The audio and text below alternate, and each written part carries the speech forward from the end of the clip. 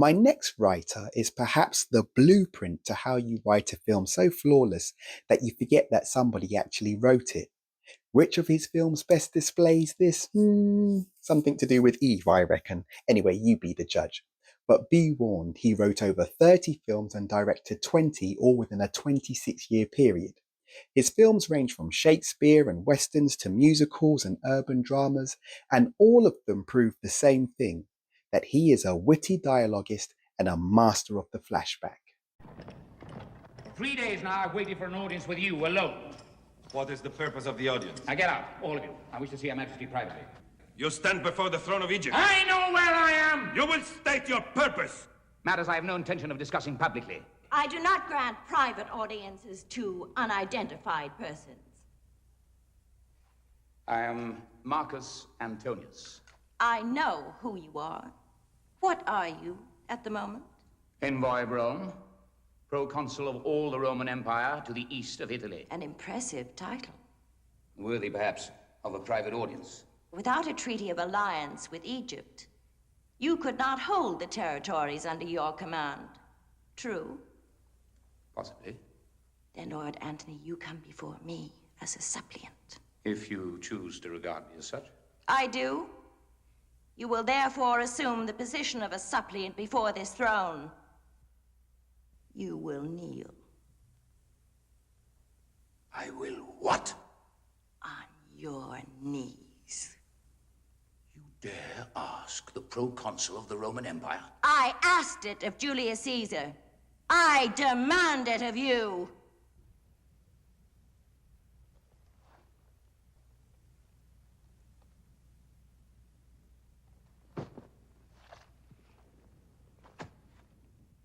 Now, you may have the treaty you asked for on the following conditions.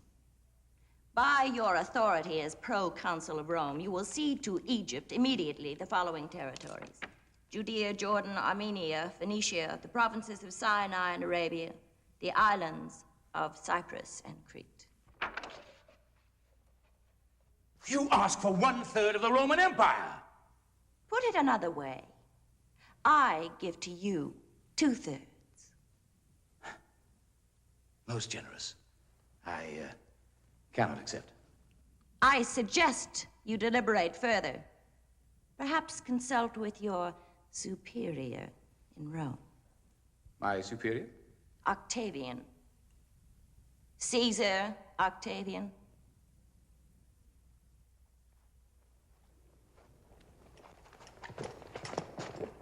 You have not been dismissed.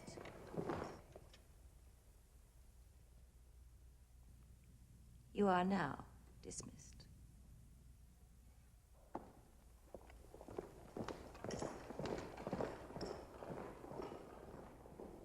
Those nominated for the best achievement in directing are All the King's Men, Robert Rossen Production, Columbia, Robert Rossen. Battleground, Metro-Goldwyn-Mayer, William A. Wellman.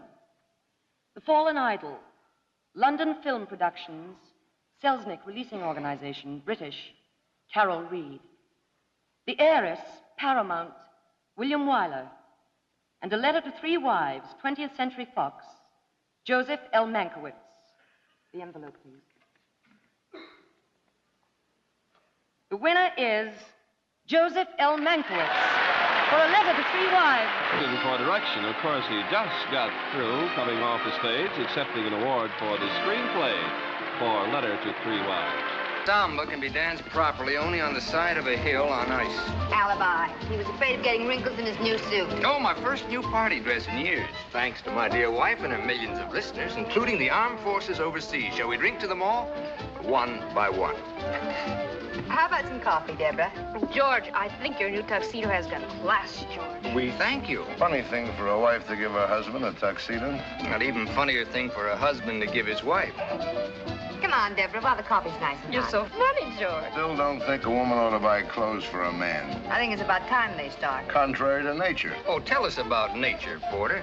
It's a man's world, yeah. See something you want, go after it and get it. That's nature. It's why we're made strong and women weak. Strong conquer, provide for the weak. It's what a man's for. Teach our kids more of that to be more men. And more war. Leave my kids out. But those standards don't apply to me, Porter, because in this man's world, I'm not a man. I'm a school teacher. The dance is over. I knew we'd get around to that. All right, school teachers ought to get paid more. And what happens if they're not? How does a school teacher provide for the week? How does he pay the rent? With the plays and poems of Shakespeare?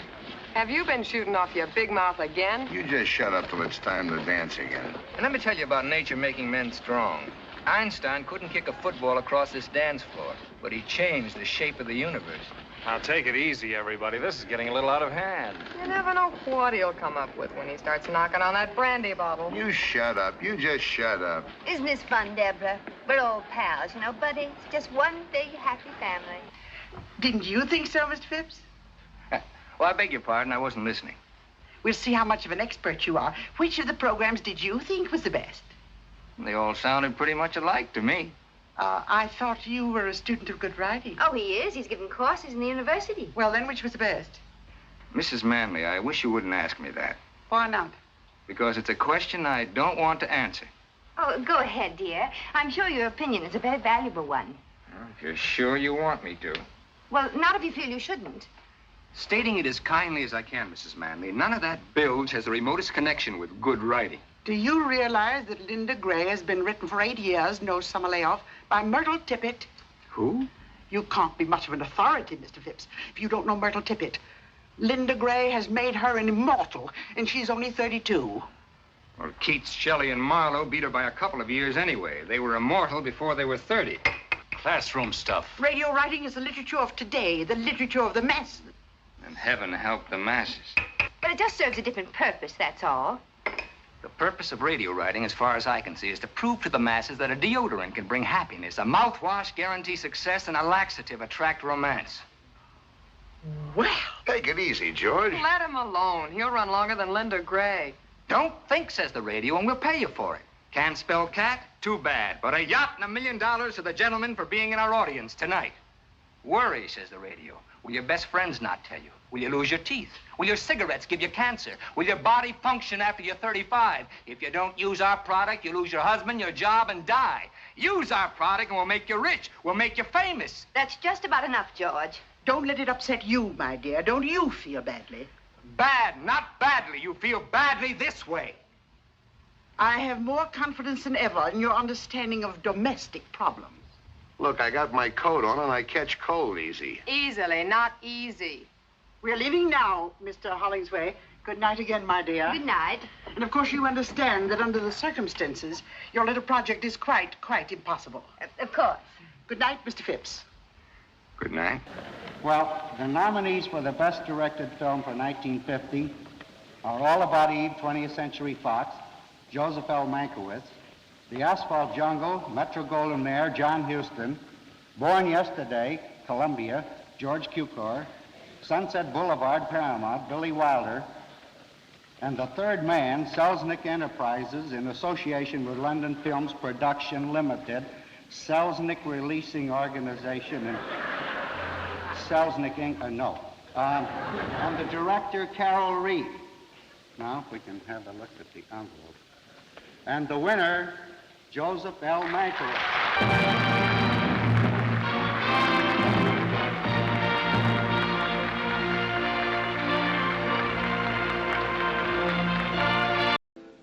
We're a breed apart from the rest of humanity, we theater folk. We are the original displaced personalities. You won't have to read his column tomorrow, Eve. You just heard it. I don't agree, Addison. That happens to be your particular abnormality. Well, I'll admit there's a screwball element in the theater. It sticks out. It's got spotlights on it and a brass band. But it isn't basic. It isn't standard. If it were, the theater couldn't survive. Oh, waiter. And that isn't a waiter, my dear. That's a butler. Well, I can't yell, "Oh, Butler," can I? Maybe somebody's name is Butler. You have a point. An idiotic one, but a point. I don't want to make trouble. All I want is a drink. Leave it to me. I'll get you one. Thank you, Mr. Fabian. Well done. I can see your career rising in the east like the sun. You were saying? I was saying that the theater is 9/10 hard work. Work done the hard way, by sweat, application, and craftsmanship. I'll agree to this. To be a good actor or actress or anything else in the theater means wanting to be that more than anything else in the world. Yes. Yes, it does. It means a concentration of desire or ambition and sacrifice such as no other profession demands. And I'll agree that the man or woman who accepts those terms can't be ordinary, can't be just someone. To give so much for almost always so little. So little. So little, did you say? Why, if there's nothing else, there's applause. I've listened backstage to people applaud. It's like waves of love coming over the footlights and wrapping you up. Imagine to know every night that different hundreds of people love you. They smile, their eyes shine, you've pleased them. They want you. You belong. Just that alone is worth anything.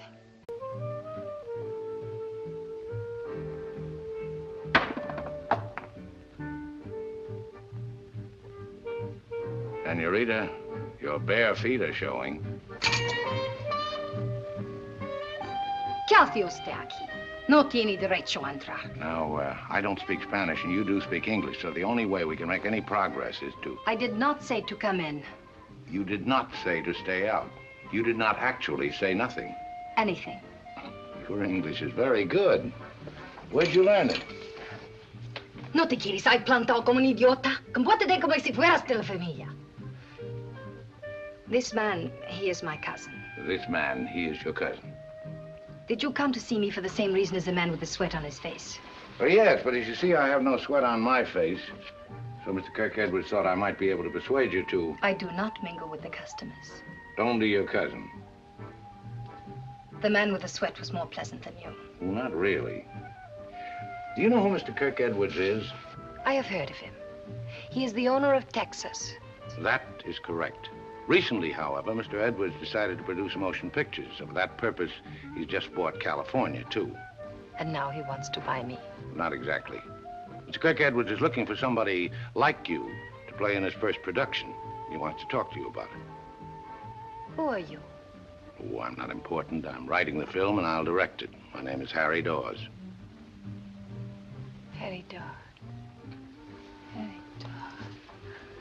Did you not once direct Jean Harlow and Carol Lombard? You must have gone to the movies when you were a very little girl. How did you know my name? Only 1 out of 10,000 moviegoers. Oh, I can name to you Lubitsch and Fleming and Van Dyke and La Cava. You didn't think I was dead, too, did you? María, tengo que irme a trabajar, si no me meten en un lío. Está bien, pero ojo con que nadie te vea salir.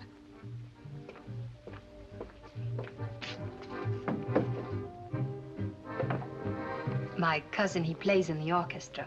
He had to go back to work. Through the window? That's a funny way for a cousin to leave.